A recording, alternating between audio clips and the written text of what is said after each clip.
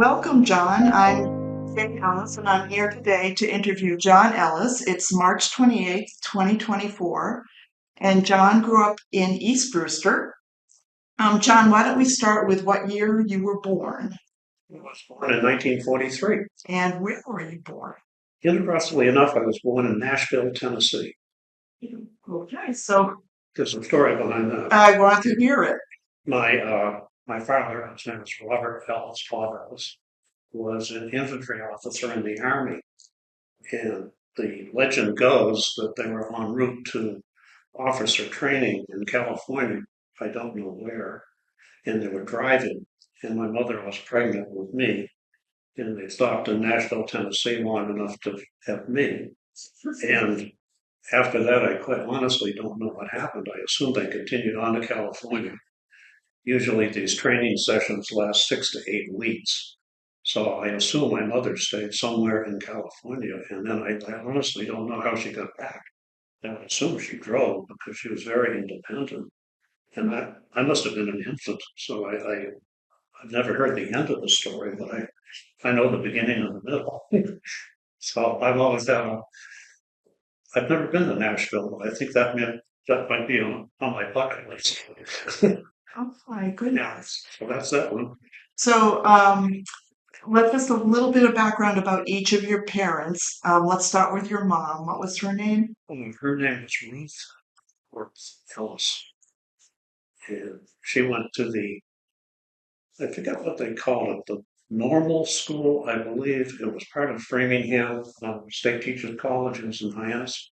And she and my father, Robert, attended there together, and I believe that's where they met. Uh, my father was a teacher in the Barnstable school system. He taught science, geography, and later, when he was a little more daring, taught driver training at the high school. And that's actually how I learned to drive. At age about 14, he brought the high school car home, and it had dual brake and clutch pedals.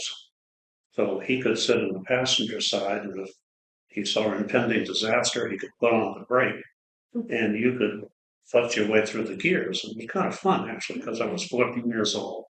We'd go down to the beach parking lots and put some pylons out and try to navigate. So that's how I learned to drive.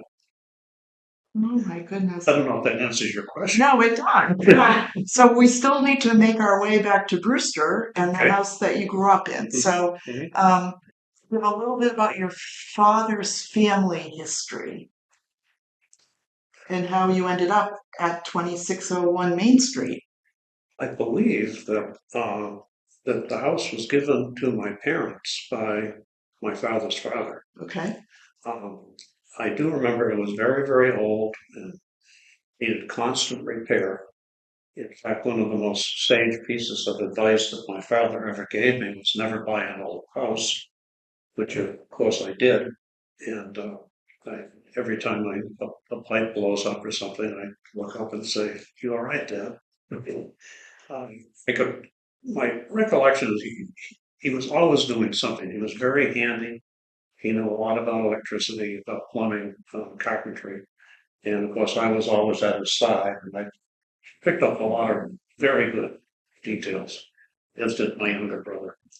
So that was kind of fun. But at the same token, it was like it was like This Old House on Channel 2. And there was always something going on, and it was not pretty sometimes. I can remember one time he was doing something with the baseboard heat out on the front of the house, and something happened. He leaned against the front of the house, and the whole front wall swung out and was still attached at the roof line, and the whole thing just went right out, and that's not good.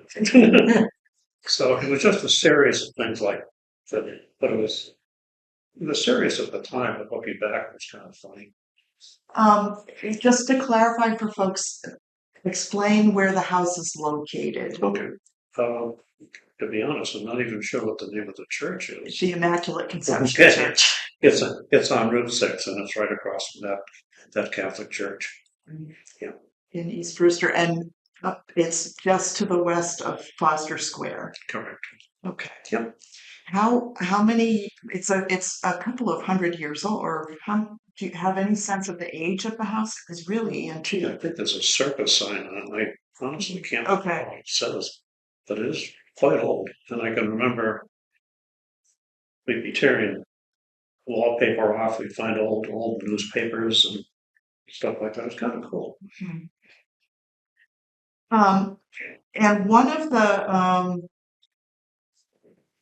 why don't we talk a little bit about the neighborhood in general? Mhm. So Yeah, we chatted about this earlier. yes. And the one word I would give to Brewster in the 50s would be safe. Everybody rode bikes everywhere. Uh, there was virtually no traffic on Route 6A at that point. Uh, it wasn't as heavily traveled as it is today. Everybody knew everybody else. You were probably related to most of your neighbors, and if not, they knew all about you, where you came from, who your parents were. It was a very tight knit area. Mhm. Um, it was a good place to grow up, but when you're a kid, you have your problems, and but I just remember feeling very safe, and when the sun went down, you went home, and that was it. Um, one of the structures right next door to you Mhm. was Sea Pine School. Mhm. Can you talk a bit about the school and then your experience being a neighbor to it? The school was actually kind of mysterious. I never really knew what went on there, but there were girls over there. I believe it was a girls' school. Yeah. And there were always girls, of course. All the young guys in the neighborhood would come over to my house and we go spy on them. I mean, they probably loved it, as did we.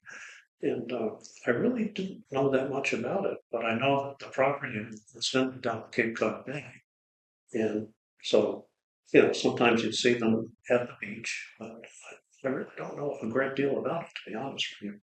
It was, there was a watchman, um, for, I guess he would be a groundskeeper that would always patrol in his pickup truck, so that kept us on our toes.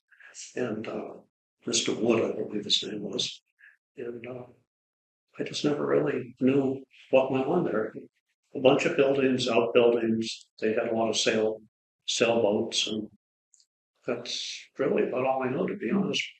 Um, one of their classrooms, I believe, was the Burgess House. Does that? That does sound familiar, but you know, We can do more research on it, but mhm. um, um, did the girls walk through your yard? um, I think they got turned loose like for lunch or something. They'd kind of range around the property, and Hmm. then they'd have to go in. I really don't know that much about it. Sorry, No, that's I fine. probably should. That's fine. Um, Another feature of that section, the East Brewster, and in particular the Ellis family, was the cottage colony, which your family had a connection to. Correct, correct. My parents owned two waterfront cottages on Ellis Landing. They're Captain Dunbar Road. And if you drive down Ellis Landing, you turn left on Captain Dunbar Road. And there are cottages for the third and fourth cottages on the right. The third cottage was named Channelview, and the fourth cottage was named Seabreeze. Um, it was always um, kind of frantic in the spring because they would have to dig the cottages out and paint, get the water on, there was propane gas in both cottages, get the gas on, activate the well, which was always a scary moment. But basically, they spent a great deal of time in the cottages working on them. They were very fortunate because they had a couple of very good people that rented on us for the entire summer. In fact, one was Reverend Chambers, who was quite high up in the Episcopal Church, uh, and he was a very funny fellow. and the Eckler family that came from New York.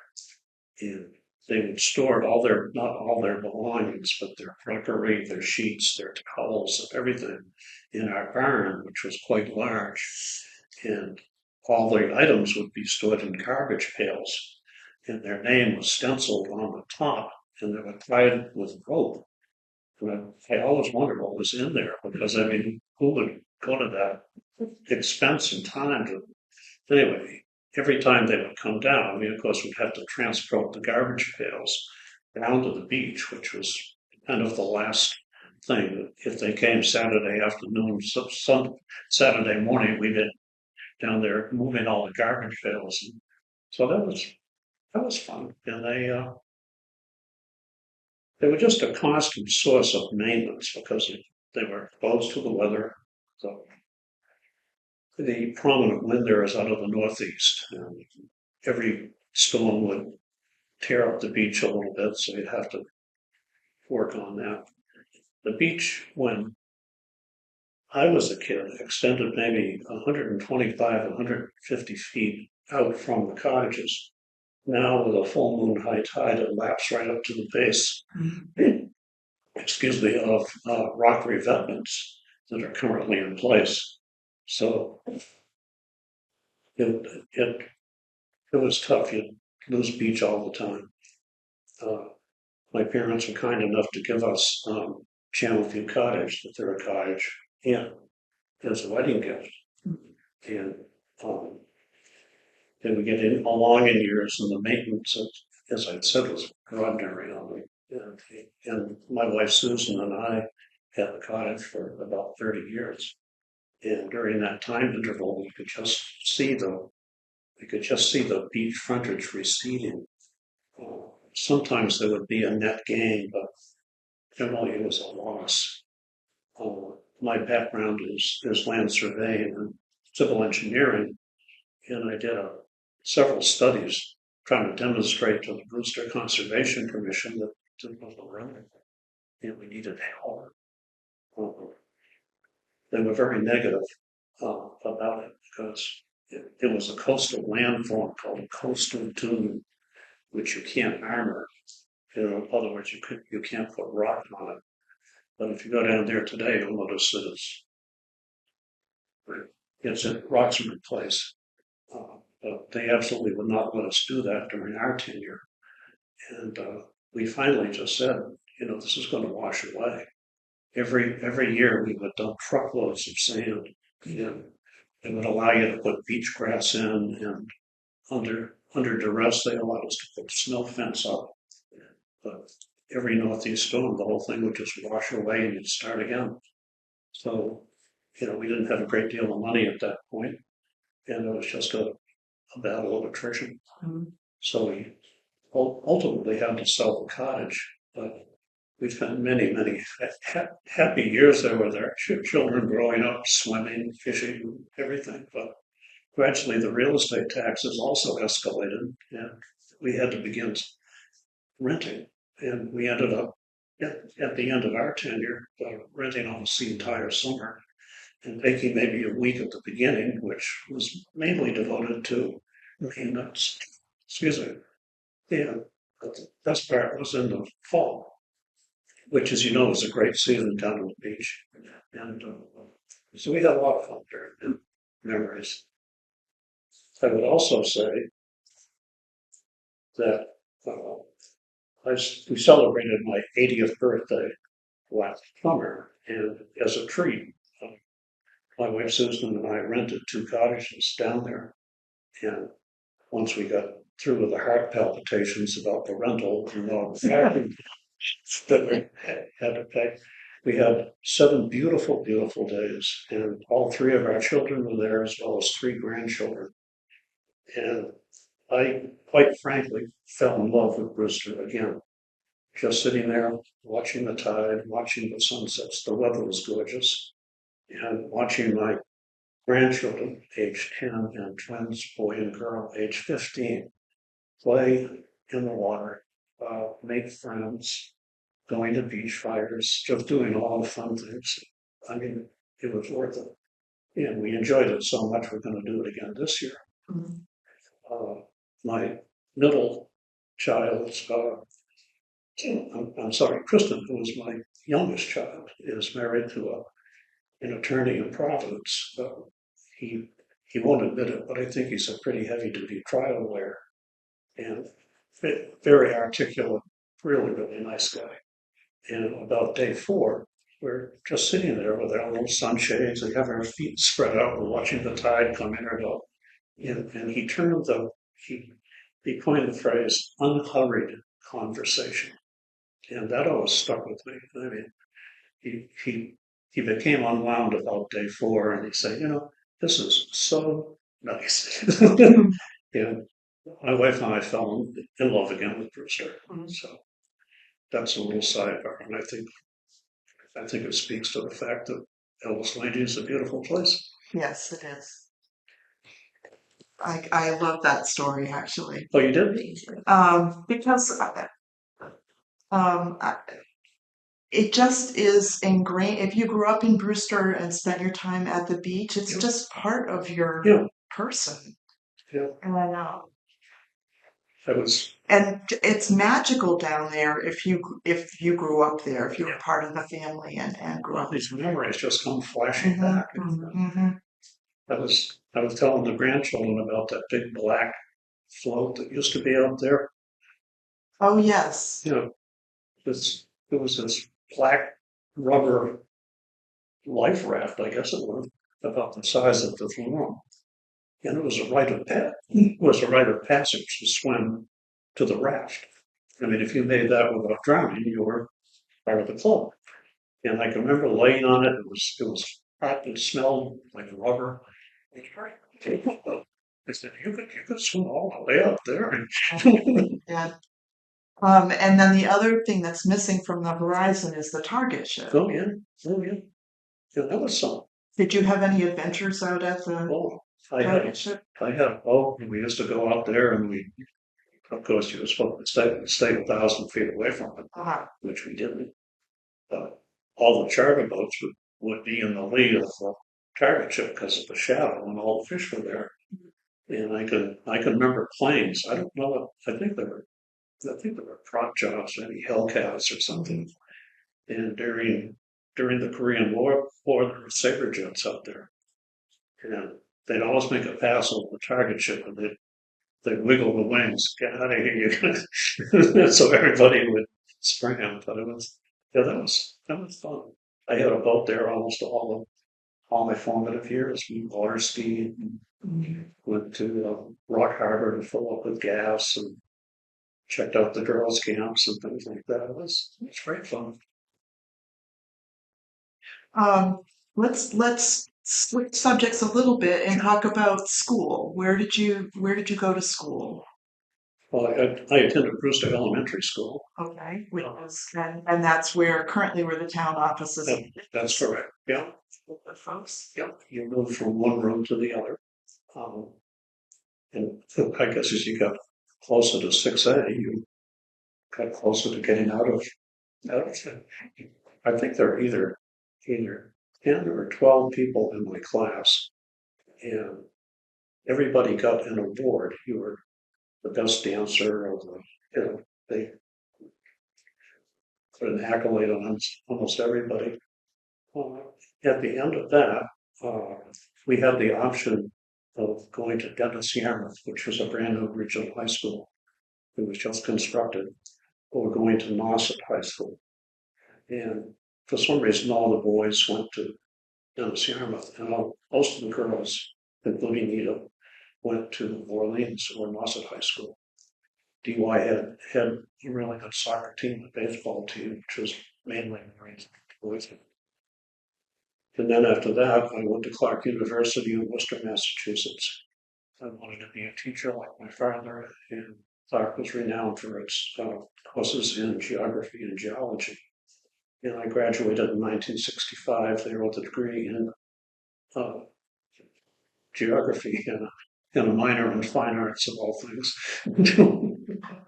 So that was good. And after graduation, all my friends went to grad school, but promised myself as I was studying for my finals in my senior year, I'll do something different. And indeed I did, because I got drafted. And What year was that? it was 1965. 1965. So can you frame it up a little bit about um, just the draft versus enlisting? I can't for the whole. This was for Vietnam. Yep. Yes. If you were unmarried and could walk 10 feet without falling down, you were, I believe the classification was A1. 4F was flunked out and didn't have to go. But I wasn't married, and I was a pretty good athlete. And I kind of look forward to it, actually. Um, my father, who I have said previously was an infantry officer, uh, when I was applying to officer candidate schools for various branches, he said to me, if you smartly join the Navy, because they sleep between sheets as opposed to sleeping in mud like the Army. So I applied and got into officer candidate school, which was in Newport, Rhode Island, and I graduated as an ensign. Uh, I served aboard a Navy destroyer out of Philadelphia, Pennsylvania. I was the gunnery officer. It was actually a pretty good gig because we we stayed down in San Juan, Puerto Rico in the winter, and we operated in the North Atlantic in the summer. And our home port up there was a place called Argentia, Newfoundland, which was not far from St. John's, the capital. And it was just a beautiful, beautiful place to be. And then, of course, San Juan is not too shabby either. I spent about 2.5 years on that ship, and the Vietnam War was going full bore. And the captain of the ship called me in, and he said I've got an order going to Vietnam. I said, okay, that's fine. He said, I can get you out of it if you want. You can stay here. And I said no, I'll take it. So I went through a series of survival schools and ended up in a place called Quinyon, which was on the coast of Vietnam. And I was officer in charge of the swift boat. I was in the swift boat squadron. And that's how I spent a year in Vietnam. Oh my goodness. Yeah, it was a great place not to be. In fact, I was an avid bike rider, still am, and I got hit by a car on my birthday 3 years ago. And as I'm lying in the middle of Route 28 bleeding, I thought to myself, this is your ninth life, my friend. Maybe you should Oh my goodness. find another hobby. So I did. Oh my goodness. So a number of your Brewster classmates also served Indeed. in Vietnam. Indeed. Gilbert Robinson, of course, Skip Daley was killed in Vietnam. Right. He was killed in Vietnam. Very, very close to where I was. My parents, I think they sent me a copy of the Oracle, and I think it was a picture was on there. Yeah, I was just thinking about that because I ran into Gilbert the other day, and I saw he had the first cavalry patch on his pickup, and I put that together. Skip got the Silver Star, which is the second highest award you can get, but he killed in action. I think it was March '67. I think, but I know there's a plaque at the There's school. a plaque at the school, Yeah. and the Historical Society now has all the information Oh, because yeah. they're taking over the scholarship. Yeah. He was a great guy, Yeah, interesting. great guy. Yeah, very sad, Mm. very sad. Just to finish that up, Sure. did you have any experiences? It was a weird time in this country, as you know, Very. with a lot of just different opinions. And I interviewed Dana Condit, and he had expressed that traveling in his uniform when he was stateside was an issue. Did you have any Very much so. experiences like that? Very much so. Well, if you were in Vietnam, you're kind of insulated from all the negative propaganda. Uh, there was a paper that was issued weekly called the Stars and Stripes, and it focused mainly on baseball scores and things like that. And we flew home from Vietnam. We arrived in Seattle, Tacoma, SeaTac, on February night. It was snowing, and it was 3 a.m. And I'm not sure how many people there were, but they're all finished with their tours in Vietnam. Here we're walking into the airport, I guess you'd call it, and we were greeted by a bunch of, I guess you'd call them hippies. And this one girl danced up to us and said, "How many babies did you kill today?" Oh my goodness. Yeah. And there was a little gunnery sergeant walking behind me, and he said, "None." He said, "We've been flying all day." Walking home. Yeah. I flew from Seattle to Boston, and I had my uniform on, and I had my ribbons, and I sat down next to a guy, and he got up and moved. Yeah, he I had taken my blouse off from the ribbons, and he said, "You've really got a good tan. Where have you been?" And I said, "Vietnam," and he got up and moved. Oh gosh, John. Yeah. Well, thanks for sharing that with us. Welcome home. Yeah. Yeah. Oh my goodness. Well, let's circle around a little bit here. Who are some of the people from your boyhood who had a big influence on you one way or another, family or Brewster folks? I think actually, looking back, it's probably Skip Daley. Interesting. He was a year ahead of us. He was larger than life. He was a superb athlete. Um, he would take you aside and say if you choke up in the bat a little bit, you probably get it around faster and hit it harder. Um, he was one of the first ones that would get us a guns license, and he used to drive us to the campus of the school. I think he was a little intimidated by having a date, so we need a little backup in the back seat maybe, but just a really, really nice guy. And so I think often of his death. I think it's very sad. Just such a waste. I've got two other very good friends that are on the wall, and the same thing. Just an incredible waste. Mm-hmm. I don't know if that answers your question. No, it does. Did you have any, or what interactions did you have with somebody like Phoebe Foster? Do you remember him? I do indeed. So he was a former selectman. I'll let you talk about him. Yes, he had a little I'm trying to think of the real estate office. It's across the street from where he used to live. Is it Lighton? It might be. It used to be Leona's Beauty Shop. Right. Yes. And there was a long driveway that went north toward the bay. And Phoebe had a shop, I guess you'd call it. I think it was a carpenter. Interestingly enough, he was also a land surveyor. Mm-hmm. And in the course of my work, I ran across several of his plans, and I never really knew that, but I can remember he had a drafting table, and he had a lot of plans and things hung up. It was kind of interesting how I got involved in that, if you care to hear that. When I got back from Vietnam in February of 1967, Brewster in February, there's not a whole lot going on.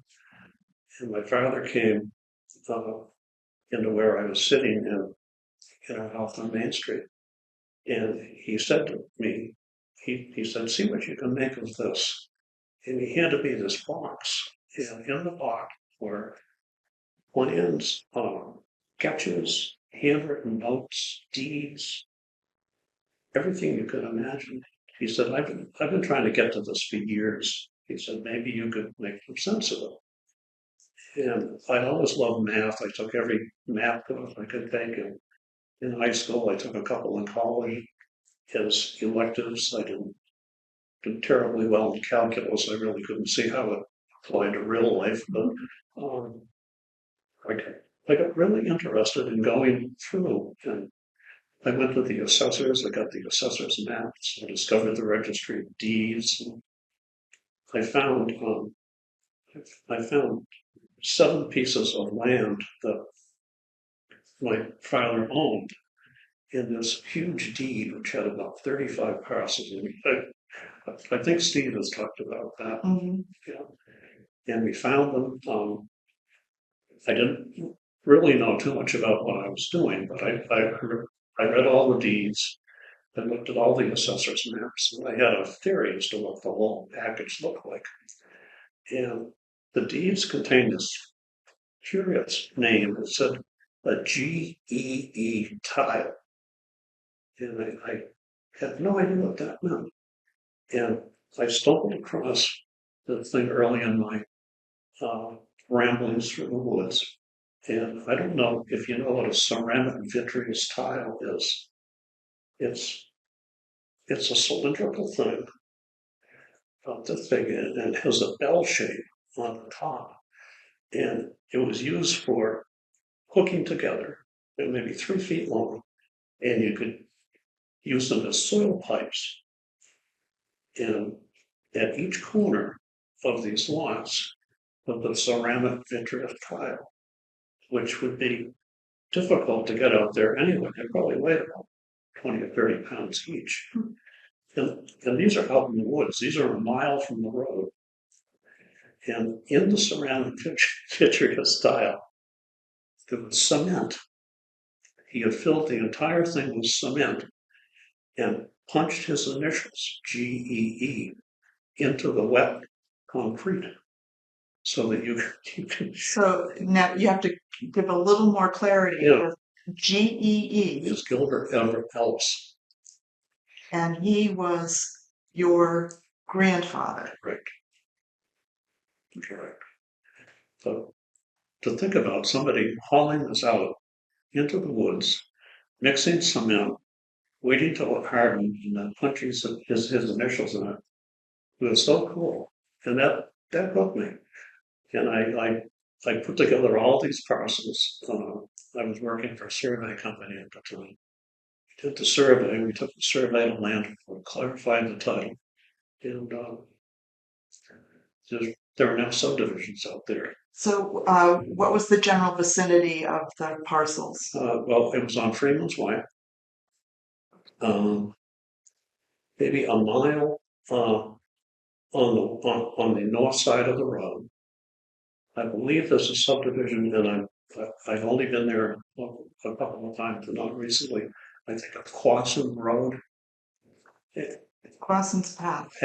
Yeah. Yeah, we sold the property to a fellow called Fred Kroll, and he developed the entire parcel and all those pieces of land properties that I found in survey. So we did fairly well there. Oh my goodness. Yeah, the GEE tile was strange, and land court in Massachusetts is we clarify your title. If the title and the property lines are suspect, you go to land court. So they literally say at the end of the thing, if everything is right, this is your land, this is where it is.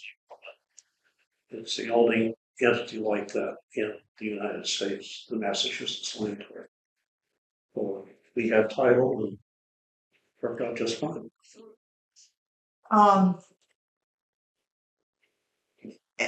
It was always my understanding that Gilbert Everett Ellis also had a lot of land up through Millstone Road area. Yep. We did some surveys up there. Did you? Too. Yep. Yeah. Yep. And explain about the golf course. It was my understanding that Thad Ellis Road would lead to Thad's house, and the Brewster Golf Course, which is now where Ocean Edge Villages is, was formerly Ellis Land. I don't know that for a fact. Okay. I don't know that for a fact, but I know that my parents owned a small piece of land. Excuse me. It was on the second hole of the Brewster Golf Course, and it was basically just a finger of bog that extended into the fairway. And my parents owned it. I'm not sure how they figured out they owned it, but they did. And Oren Smith at that time was the golf pro there. Very, very nice guy. And he gave my mother and father lessons and a bag of golf clubs in exchange for a piece of land. Oh, In retrospect, I think he did pretty well. yeah. When you were a teenager, did you have to work? Did you have jobs? I did. I did. Seventh and eighth grade, I worked for my uncle, uh, whose name was Lou Mitram. He was, I guess you'd call him an industrial arts teacher nowadays. He was a gifted craftsman, both in metal and wood. They owned a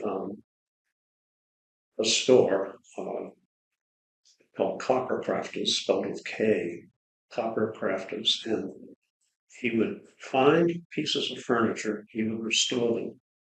And I worked for him in the seventh and eighth grades, maybe $21 a week. And my job mainly was fan down and clean things that he bought. And then he would fix them up and resell them. And after that, I worked at the Brewster Golf Course summers. I could walk there. I'd get there early in the morning. We'd mow all the greens, and I was the golf starter. I would be on the first tee, and I'd tell people when they could go. Um, After I got out of the Navy, I bartended for a while, and I saw in the newspaper there was an ad for someone who was interested in land surveying, and I applied and got that job, and uh, I retired as a registered land surveyor. Um, my main interest was actually AutoCAD drafting, and I kind of miss being in the field, but I guess I was more valuable to my employers as a working on the plans and math. But, I kind of like being outside. Yeah. Um, did you get into what sort of scrapes might you have gotten into in your Scrapes. scrapes? Like, did you ever meet the police chief? Howard C. McGashman? Yes. I did.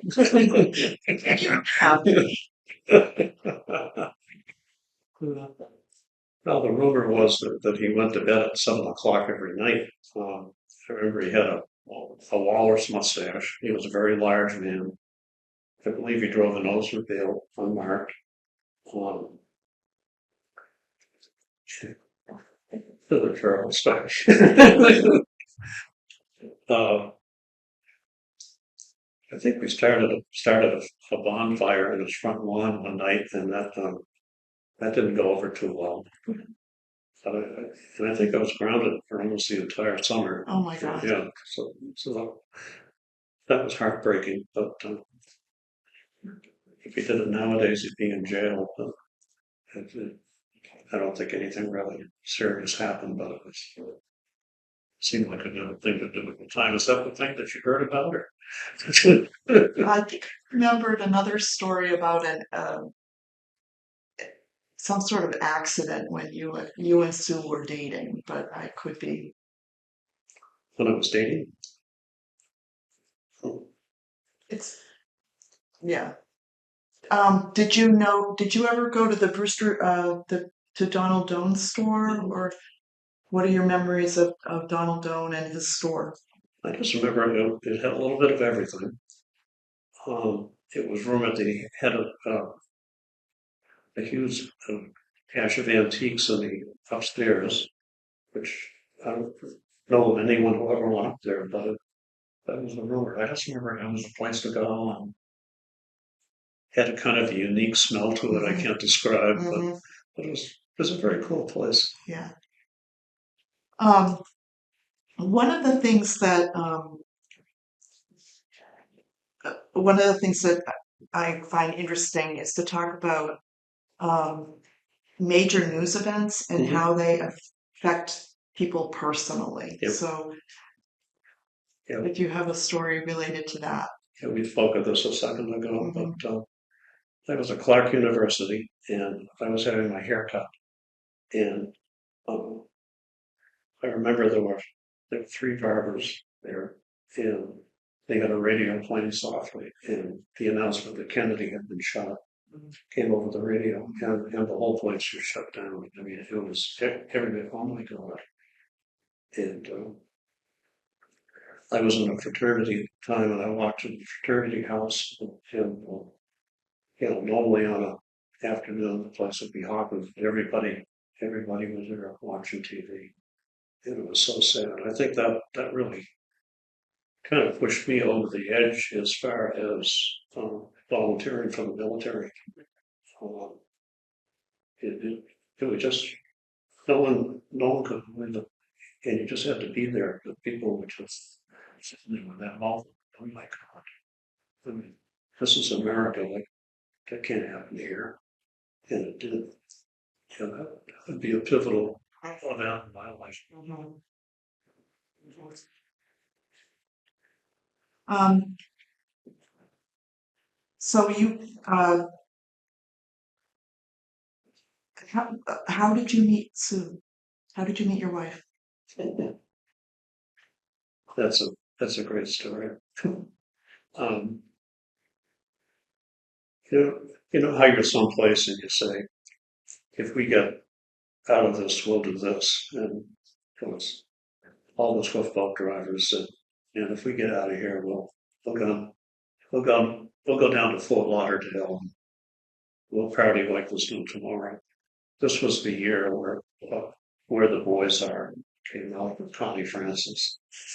Well, a bunch of us went down, and we were we spent about 2 weeks on the beach, and we just sat there, let's get a job. So they were building a high rise on the water. So we walked over and said, could you use some help? And the guy said, yeah. You know anything about construction? Oh, I said, oh, okay. And next to the high rise apartment was this pub called Big Daddy's. And they had, I think drinks were 35 cents and I think beers were a quarter. And it was just a hangout. It was right on the strip.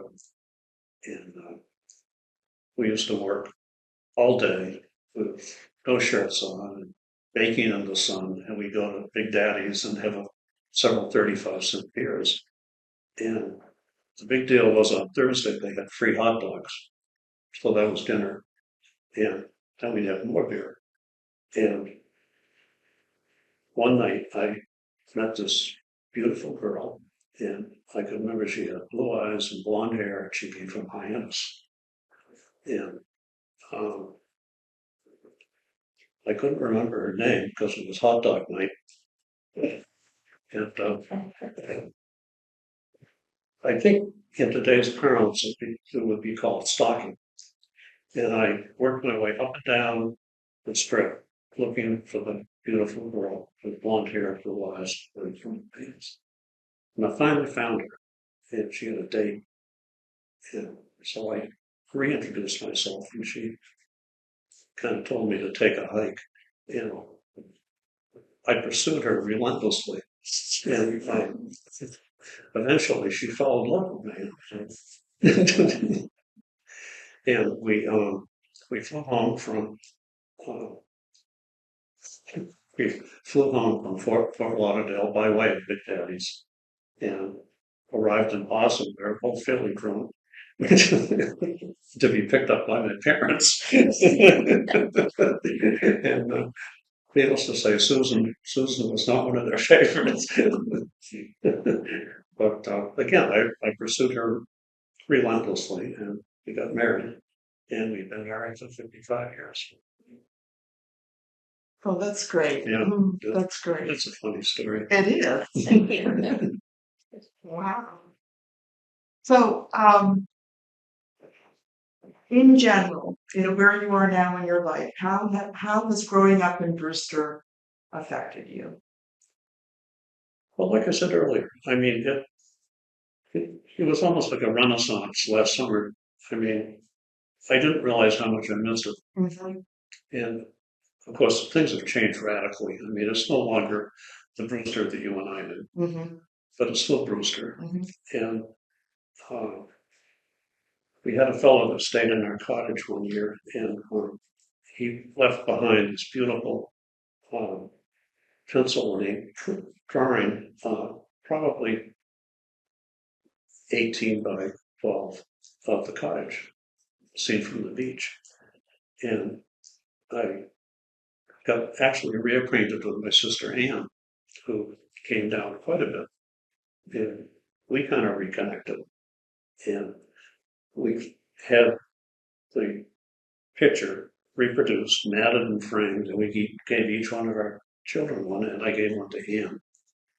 And I wrote on the back that it just reconnected us, and I forgot how much I love this place with the sunset and the tides.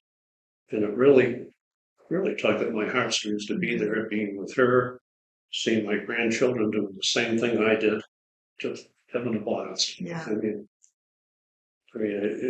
It's not the same place that we were. I mean, it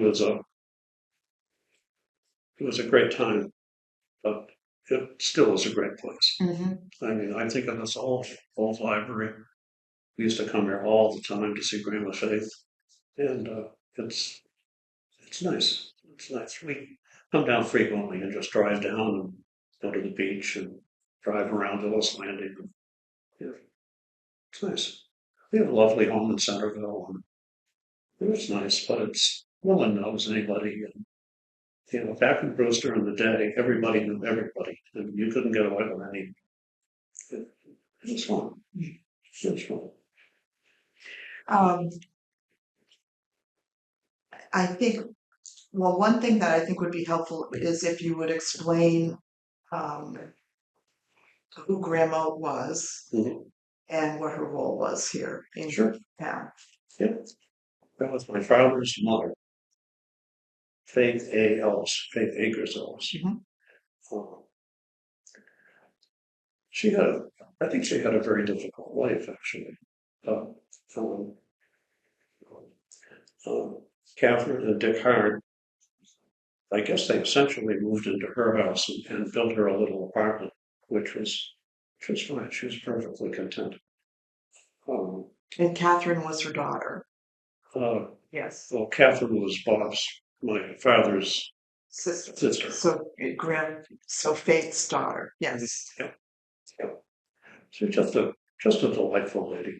I mean, not a bad bone in her body. And she used to stay when we first got the cottage. She used to stay in one of the cottages. I think it might have been Remembrance or Souvenirs. She owned both of them. Yeah, she used to stay there. We used to go see her, and she knew us. She knew our children, and just an absolutely delightful lady. Absolutely delightful.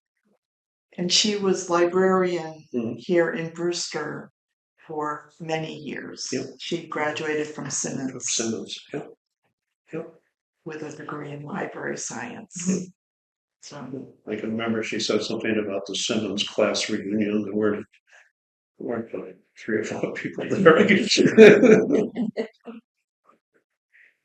She was. I'd like to tell one other story if I could. of course. And I kind of touched on this uh, back in the day, and I think it must have been during the Korean War era. Um, because I was old enough to remember, and I was born in '43, and so the story is this: the Brewster telephone system used to be we'd pick up the phone and an operator would say, "Number, please." And the operator was down across from, I call it the old town hall. I don't know what it is now, but there's a place there that sells beach chairs and storm doors. I don't really know what the name is. It used to be the fire station, and the operator was there, and part of the Boy Scout merit badge program or something. The Boy Scouts went there, and she showed us how it worked. She had these huge cables she would take from your phone if you wanted to talk to, you know, Ted Ellis, and she'd plug you in there. And um, they had what they call party lines, so that you would have several people on the same line, and your phone would be one ring, and your phone would be two rings. I think there were 3 or 4 or 5 people on the party line. One of the ladies on our party line were the Daleys, and the lady was Dot Daly. She was a delightful person. Um, and this is winding down, but my mother was down at the cottage painting, which is a whole other story, which we won't go into. And I was there as well. And I can remember my father was in Korea in the Korean War, and Dot Daly came flying down the road, probably 2 miles from her home, and she said, "Bob is on the phone." And what had happened was the party line would ring and ring and ring and ring, and finally she picked it up, and I don't know what she did next to me, just put the phone down, hopped in her car, drove down, and got my mother. Now this is how people helped each other back then. It was so cool when you think about it. My mother hopped in her car, went back to her house, and talked to my father halfway around. And that's how it used to be. That's a cool story. People took care of each other. I mean, most people would say that, let it ring, it's not important, but it was. Oh my goodness. And that's when Brewster was Twin Oaks. Yep, that's right. And then when I was in high school, we got dial telephones. The guy says, "Oh, let's take your finger out after you've dialed." We can't make it go faster. I know. Are you trying to remember? Could break your Trying to finger. make it go faster. Went up. Twin Oaks, right? Oh my goodness. Well, we're almost at the hour mark. Okay. Are there other what other stories would you like to share with us? Well, it was pretty much my big gun. Okay. Well, I'm really grateful that you came and did this with us. That was fun. I enjoyed it. And It was very nice meeting you folks. all right, well, thank you, John. You're welcome. It was my pleasure. We will wrap it up.